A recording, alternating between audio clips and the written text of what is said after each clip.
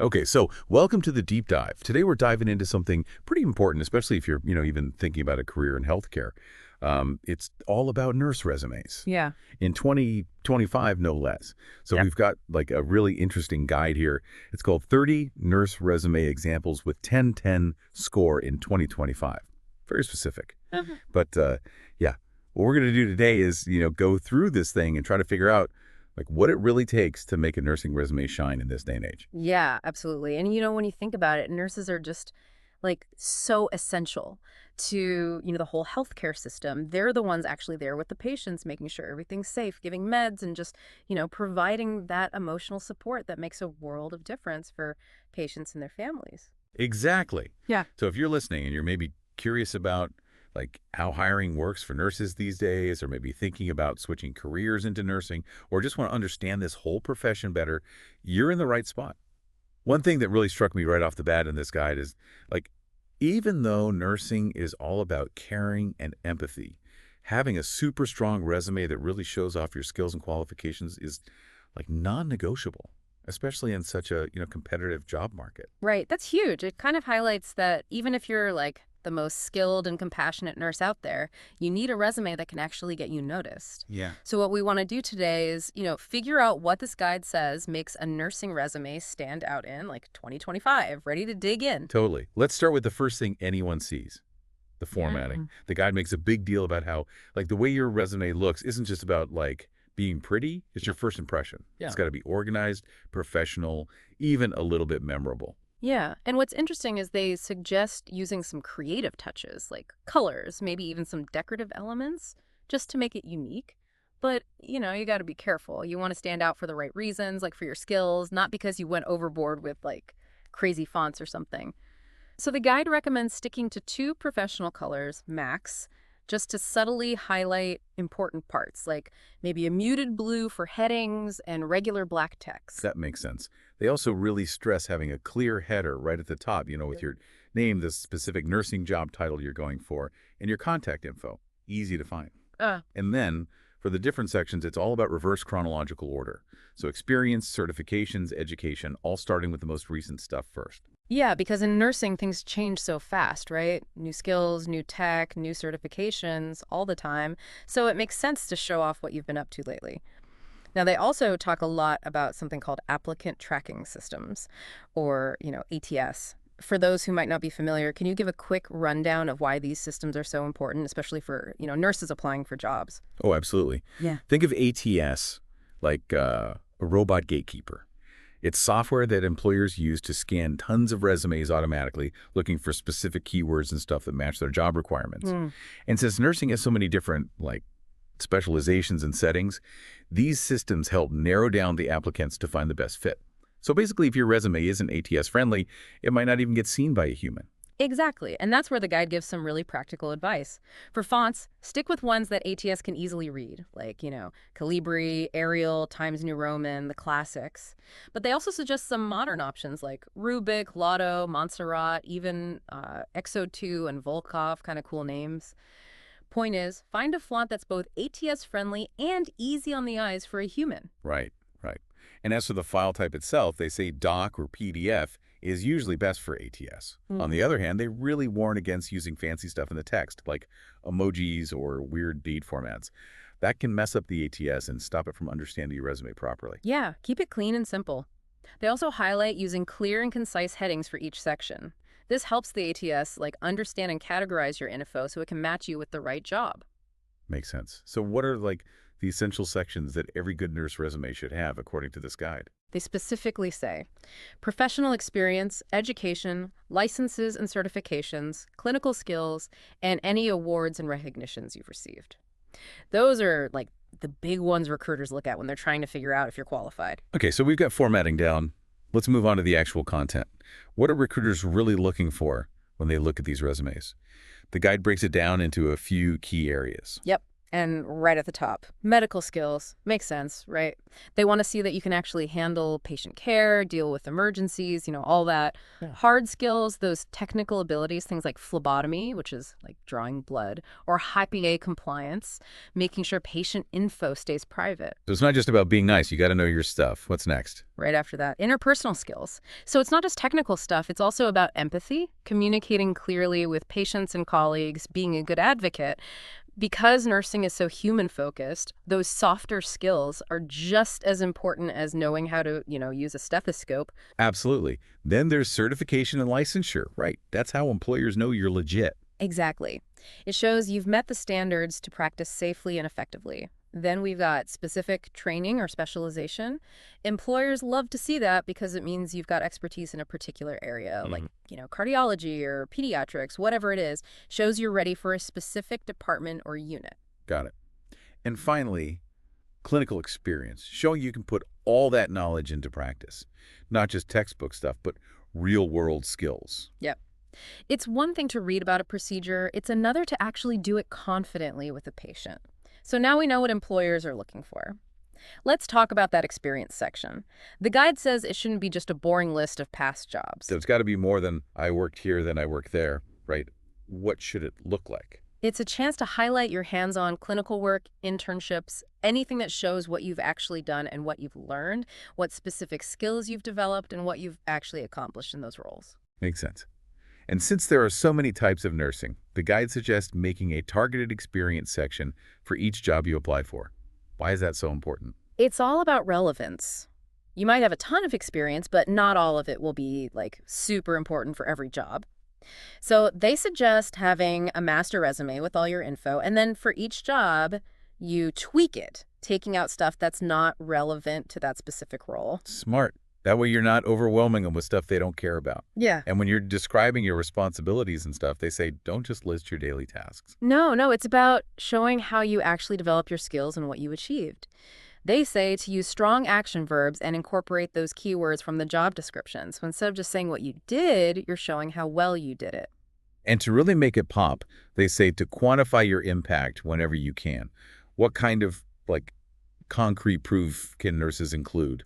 Numbers, percentages, scores, whatever you've got. Like Yeah. maybe you helped reduce patient readmission rates by a certain percentage, or you consistently got amazing patient satisfaction scores, or how many procedures you've done, emergencies you've handled, how well you know certain software or equipment. So Whatever's relevant to the job, highlight it with numbers. numbers speak louder than words, Yeah. right?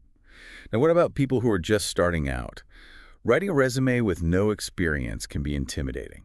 What's the advice for new grads? Well, the good news is there's a huge demand for nurses, so lots of opportunities.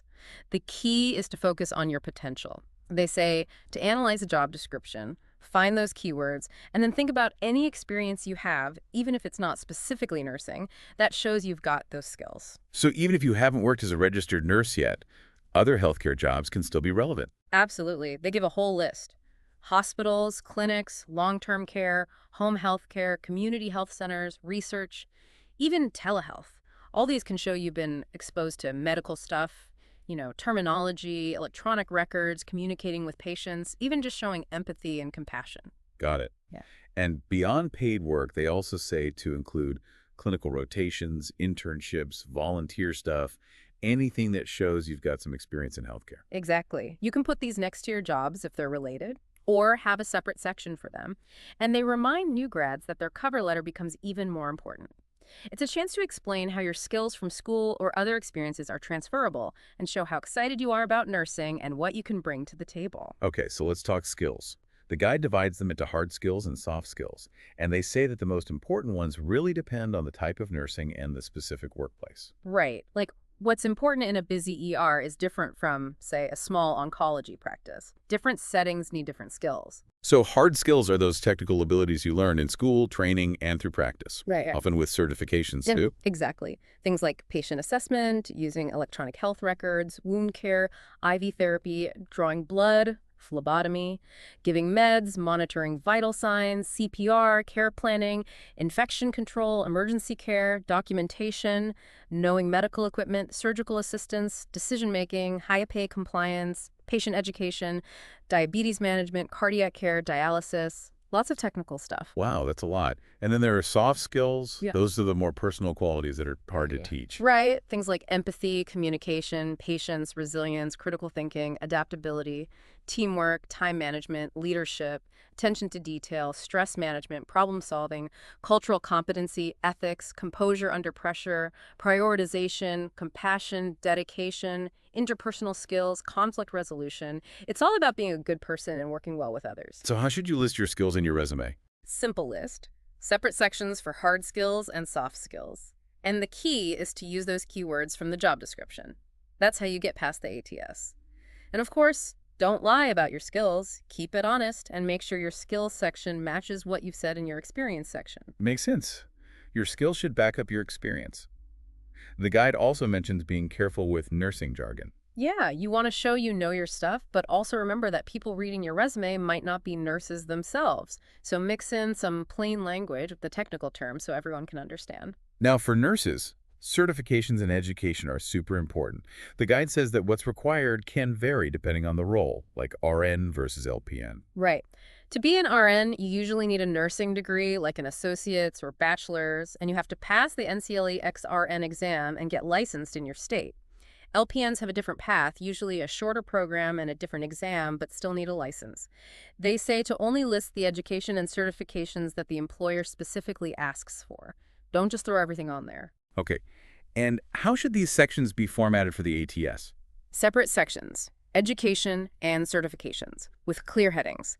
List everything in reverse chronological order, newest stuff first. For education, what info should you include? Name of the school, city and state, dates you attended, including graduation date and the exact degree you got. Continuing education courses can go here too, or in a separate section if you have a lot of them. GPA is optional unless they ask for it. And you can add a short blurb about any relevant coursework or achievements. And for certifications? Full name of the certification, the organization that gave it to you, and the year you got it. Again, focus on what the job description mentions. Only list certifications that are still valid, and if they need to be renewed, include both the original date and the renewal date. Okay, so that's all the main stuff. Now, let's talk about that little statement at the beginning, the professional summary or career objective. The guide says it's important for setting the stage for your whole resume. Yeah, it's like a quick intro that tells the hiring manager why you're a good fit for the job. Make it specific to each job, use strong verbs, and keep it short, 3 to 5 sentences max. So what's the difference between a summary and an objective? How do you know which one to use? A summary is about your past experience and how it matches the job. It's good for people who have solid experience that's relevant to the role. An objective focuses on your future goals and how this job fits into them. This is better for people with less experience, like new grads or those making a big career change. Got it. So for someone with experience, a good summary should highlight relevant skills and achievements, years of experience, keywords from the job description, and any specific software, equipment, procedures, or certifications. Exactly. The guide even gives an example of a weak versus a strong summary for a critical care nurse. The weak one is too general, the strong one is specific and uses those keywords. And for someone with an objective, it should focus on the type of job they want, relevant skills, using those keywords again, Yeah, career goals, enthusiasm, and how they can contribute. right. Avoid vague stuff and use the language from the job description's qualifications or ideal candidate sections. Show them you've read it carefully and you know what they want. Now, beyond all that, there are some optional sections you can add if they're relevant. Like languages. Being multilingual is a huge plus in healthcare. Volunteer experience, especially if it's related to healthcare, shows you care about the community. Leadership experience, if you've been a charge nurse or something similar, shows you can lead. Achievements and awards, whether from school or work, show you're a high achiever. And they even mention a passion section. Yeah, it's a chance to share a personal story that explains why you're drawn to nursing. Maybe a childhood illness that led you to oncology, something like that. And you can list professional associations to show you're serious about your career and staying up to date. Got it. Finally, there's a section on nurse specialization. When should you include that? Only if you have tons of experience or certifications in a specific area that matches the job perfectly. Like if you're a certified cardiac nurse and you're applying for a cardiac care job, you'd include your specialization title, specific experience, education, certifications, hard skills, and soft skills all related to that specialization. So don't just throw it in there unless it's a perfect match. Exactly. If it's not a specialized role, that info can go in your other sections. Well, this has been a really informative deep dive. So to sum up, what are the absolute key takeaways for creating a killer nurse resume in 2025? Target your resume to each job description. Use those keywords. Optimize your formatting for those pesky ATS systems. Quantify your achievements with numbers. List education and certifications in reverse chronological order. Write a strong summary or objective. And consider a specialization section if it's truly relevant. Great advice. It's clear that even though nursing is all about heart, you need a smart resume to get your foot in the door these days. For sure. It's about showcasing your passion and skills in a way that employers understand and appreciate. So here's something to ponder. How can a piece of paper, even a well-written one, really capture the essence of nursing, the care, the expertise, the dedication, and what could come after resumes?